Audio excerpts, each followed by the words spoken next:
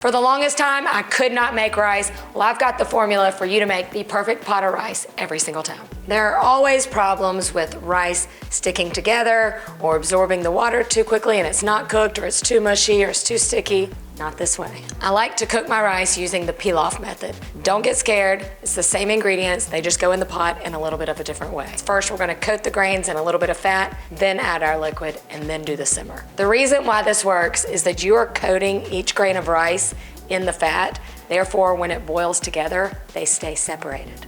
Genius. I'm gonna start by melting 2 tablespoons of butter. While the butter's melting, this is also a time where you can add flavor if you want to. You can add in some spices.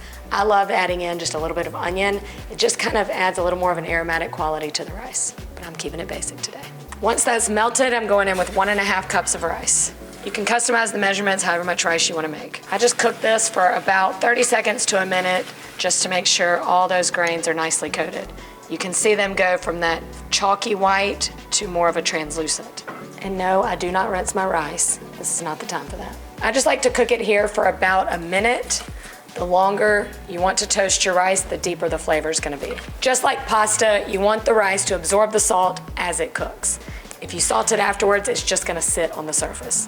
So I'm going in with about 3/4 teaspoon of salt. Your proportion of ingredients are the same. It's a 2-to-1 ratio of liquid to rice. I did 1.5 cups of rice, so I'm doing 3 cups of liquid. I'm using chicken stock, but you can also just use water.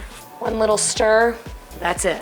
Once it's come to a boil, you can give it 1 more stir just to make sure nothing's sticking on the bottom. Cover and simmer. And don't touch it, don't stir it, don't peek until it's done. About 17 minutes.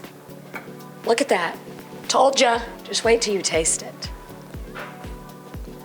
Perfect every single time. No need for a rice cooker. No need for any special fancy rice. You can do this.